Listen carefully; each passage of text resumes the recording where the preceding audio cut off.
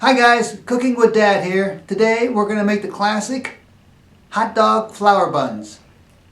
First, preheat your oven to 375 degrees. Then, open a can of Crescent rolls and separate the dough into rectangles. You get about 4 rectangles. With each rectangular piece of dough, place a hot dog in it and wrap the dough around the hot dog.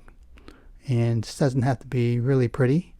So then you slice that hot dog into 6 roughly equal pieces and place those pieces into a baking sheet into the shape roughly of a configuration of a flower.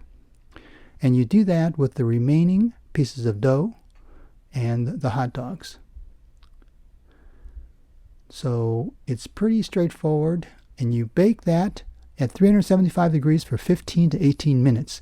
When the dough is done and brown, it's ready to go. Thanks for watching CookingWithDad.net.